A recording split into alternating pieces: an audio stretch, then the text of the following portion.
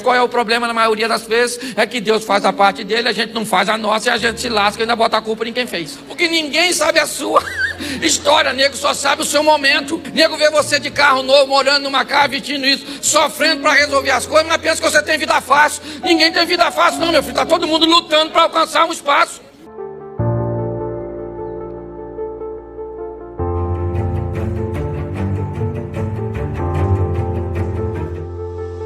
Aqui a gente impulsiona as pessoas para vencer. Se você está afim de perder, vá para outra igreja. Porque aqui o negócio é que vamos vencer, vamos lutar bastante, mas nós vamos vencer. Amém?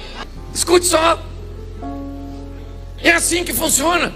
Ele vai para a Babilônia e quem é que vai com ele? Deus. Se ele vai com Deus para a Babilônia, a Babilônia tem que fazer esse cara prosperar. Aí ele chega na Babilônia, pensa num negócio maneiro. Deus fala assim: Daniel, você aqui vai ser o cara. Foi isso? Não. Chegou lá, um cara falou para ele assim: você vai estudar durante 3 anos aqui para aprender a nossa língua e a nossa cultura. Depois de 3 anos você vai fazer uma prova oral com Nabucodonosor, que vai testar a capacidade de vocês. Se o cara não fosse diferente, estudar aqui, tinha vindo, né? Achei que é para comer comida boa. Não, você vai estudar. Por quê? Porque vai ter uma prova. E como é que você vai passar em primeiro lugar? Orando. Senhor meu Deus, preciso de uma boa nota. Louvado seja o Eterno. Não, era estudando. Entendeu? O cara é bom por onde passa, porque sabe de suas responsabilidades. 3 anos o cara tá lá estudando língua, cultura, estudando tudinho. Por isso que ele faz a diferença onde chega. Porque ele está preparado para fazer a diferença. Ele faz a parte dele, Deus faz a parte dele, Deus, e aí tudo dá certo. Qual é o problema na maioria das vezes? É que Deus faz a parte dele, a gente não faz a nossa e a gente se lasca e ainda bota a culpa em quem fez. Senhor, o Senhor deixou eu ficar reprovado. Porque presta atenção, 2 vão fazer prova, o crente e o macumbeiro, 2 deuses diferentes. Tô falando sério. Tá aqui a turma que faz a oferenda lá para a religião que ele acredita, e tá aqui o outro que acredita que Deus é um só, o Eterno Jeová Jireh, Deus de provisão. Esse aqui dizimista, ofertante, vem na igreja todo culto, só esqueceu de uma coisa: estudar. Esse aqui nunca vai à igreja, nem oferenda fez, o frango continua vivo, certo? Mas está estudando. Os 2 vão fazer a prova. Fala para mim, quem é que passa? O crente, porque Deus é com ele? Não. Aí esse cara aqui passa, ocupa os melhores lugares, os melhores cargos, toma as melhores decisões, escreve os melhores textos, certo? Se torna alguém relevante na sociedade, e esse camarada domina sobre esse jegue aqui, ó, o jumento, que vai pro céu. Mas vai viver uma vida desgraçada nessa terra. Pastor, o senhor é engraçado? Engraçado é o jumento. Cuidado que você pode estar rindo você mesmo. Escute só. O cara tá lá 3 anos. Era fiel a Deus, sim ou não? Tinha vida espiritual, sim ou não? Mas passou na prova em primeiro lugar do Enem no Nabucodonosor. Passou na federal do Nabucodonosor. Por quê? Porque se prepara para fazer a de fé. Aí você quer casar, não se prepara com uma desgrama de um troço que é até pra morte. Eu quero casar.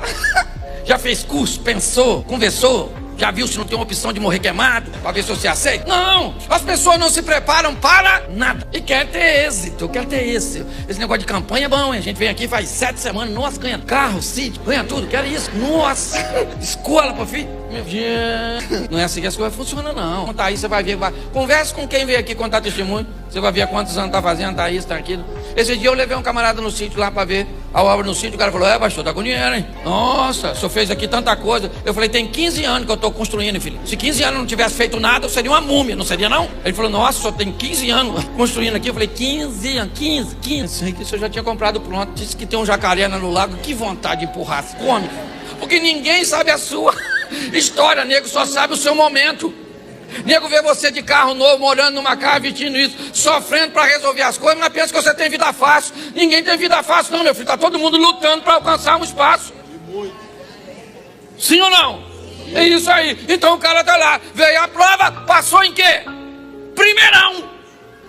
Irmão, você não serve a Deus?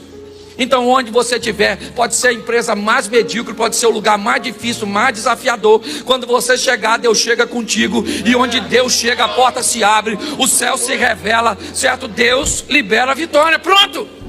Daniel foi lá, falou com Deus, Deus falou: conversa com aquele maluco lá. Vai lá, Daniel. Eu imagino Daniel chegando, porque Daniel mandou avisar, ó: ninguém mata ninguém não, viu? O que eu vou revelar.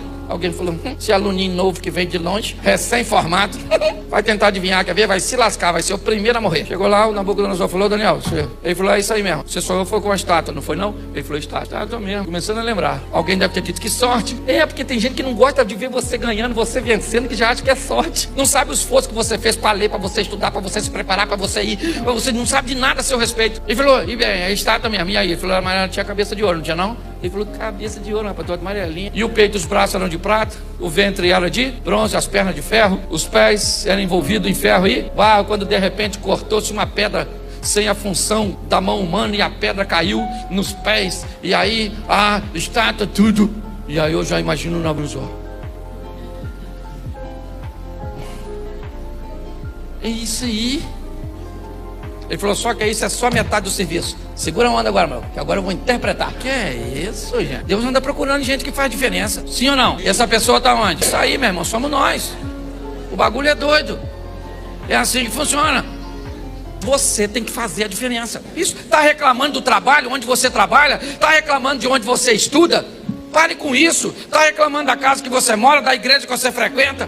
Pastor, a minha igreja é uma igreja pequenininha, não tem um telão desse tamanho. E aí, dane-se. Pastor, eu estudo no Brizolão. Beleza. E eu estudei no Brizolinho. Você tá rindo de quê? Tem gente que gosta de se vitimizar. Não, meu irmão, você vai fazer a diferença onde você estiver. Pronto, acabou. Aqui a gente impulsiona as pessoas para vencer. Se você está a fim de perder, vá para outra igreja. Porque aqui o negócio é que vamos vencer, vamos lutar bastante, mas nós vamos vencer. Amém? Amém. Isso aí.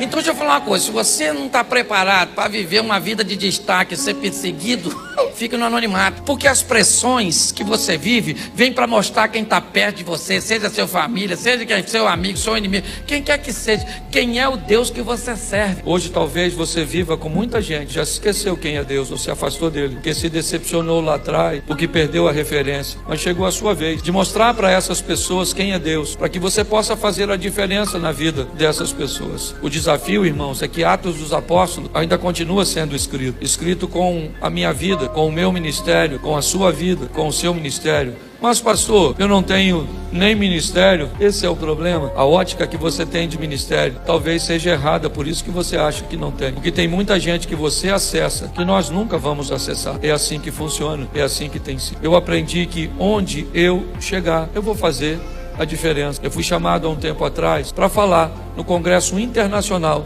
da Maçonaria. Não sei se você lembra disso. Pegaram a minha foto, botaram no meio das engrenagens, fazendo divulgação, e as pessoas ficaram escandalizadas. Às vezes eu vou num ambiente político, tiro uma foto, as pessoas ficam escandalizadas. Às vezes eu tiro foto com homossexuais, as pessoas ficam escandalizadas. Parece que eu sou uma ameba, que eu só sou alguém influenciável, que não sou capaz de influenciar ninguém. Eu saí daquele congresso de maçonaria. Aliás, me convidaram esse ano novamente, mas eu não tive como ir. Saí muito mais respeitado que entrei. Vou nos ambientes políticos, saio muito mais respeitado que entrei. Tiro foto, converso, oro com homossexuais e saio muito mais respeitado